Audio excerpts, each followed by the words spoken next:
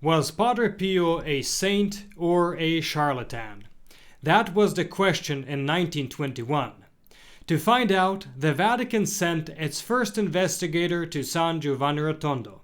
Stay tuned to hear the story. Welcome to Following Padre Pio. Whether you're joining us for the first time or returning, we're glad you're here.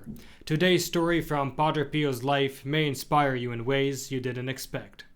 And before we dive in, I want to let you know that we have a wonderful website full of spiritual resources, novenas, and articles to help you grow in faith.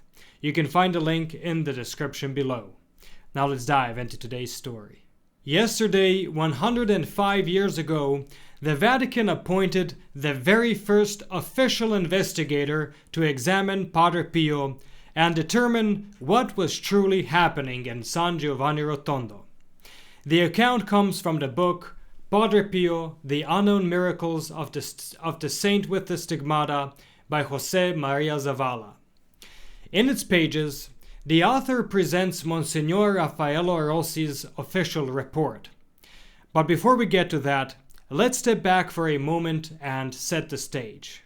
By 1921, Padre Pio's name was spreading rapidly.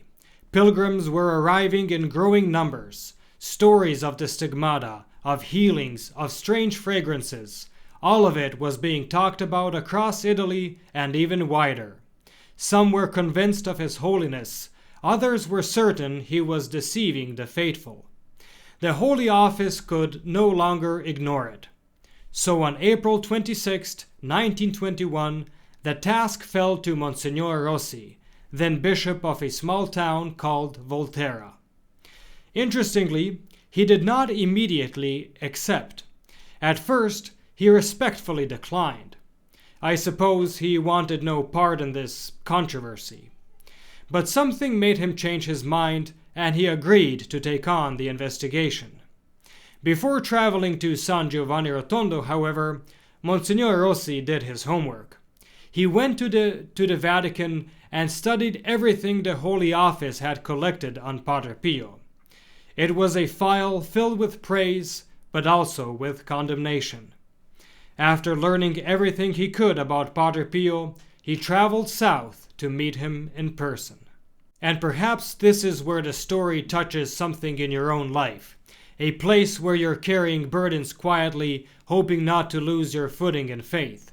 Becoming a protected child of Padre Pio is not simply about supporting this channel, it's about placing your life, your struggles, and those you love under his spiritual care so you're not walking alone. Your name and intentions are remembered in regular holy masses, and a blessed image and certificate become quiet signs that you belong to this spiritual family. Because in moments of weakness, belonging matters. Take that step today. Place yourself under his care through the link below. Now what follows are excerpts from Monsignor Rossi's report. This is what Padre Pio answered when he was asked about the origin of the stigmata. On September 20th, 1918, I saw the Lord in the posture of being on a cross, lamenting the ingratitude of men, especially those consecrated to him. He urged me to partake of his sorrows and to work for my brother's salvation. I asked him what I could do. I heard this voice: I unite you with my passion. Once the vision disappeared, I came to my senses, and I saw these signs here, which were dripping blood. I didn't have anything before. Monsignor Rossi asked if he had ever used anything to treat the wounds. Padre Pio explained, I used iodine every once in a while, but a doctor told me that it could irritate them even more. They had me use petroleum jelly when the wounds would lose their scabs. It may be over 2 years that I have used nothing at all. He also added, the wounds don't always keep the same appearance. At times they are more noticeable, at times less so. Sometimes they look like they're about to disappear, but they don't. They come back again.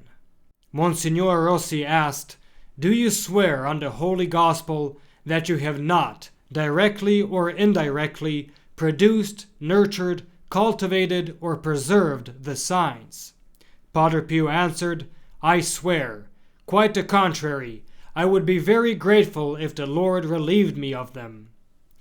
But the investigation did not stop with the stigmata. Monsignor Rossi also inquired about the mysterious fragrance associated with Padre Pio. Here's what he wrote. This extremely pleasant and vivid perfume, comparable to that of violets, is attested by all, and the most eminent fathers will allow me to testify as well. I felt it when I saw the stigmata, and I can assure the most eminent fathers again that I went to San Giovanni Rotondo with a determined spirit, as one who must carry out a completely objective investigation. I was absolutely indifferent, and I would say almost cold. However, out of conscience, I must say that in the face of certain facts, I could not maintain that personal prejudice against him. And one of these facts is precisely the perfume, which, I repeat, I felt, just as everyone does. I have examined Padre Pio's cell, and could find nothing that could cause such a scent. There was only plain soap. He has attested in a sworn statement to never using and never having used perfumes. Monsignor Rossi also questioned other friars from the convent, as well as several local parish priests. This is what he reported. The archpriest Principe felt the fragrance in the parish church when giving communion to one of the people closest to Padre Pio. And it has also occurred with Father Lorenzo, the superior, while those who accompanied him did not feel it.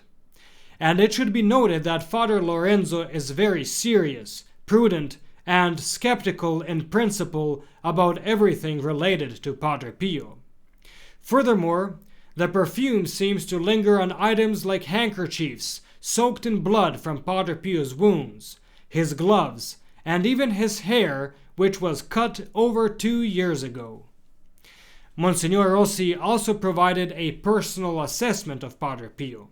He wrote, Padre Pio is a good religious, exemplary, accomplished in the practice of the virtues.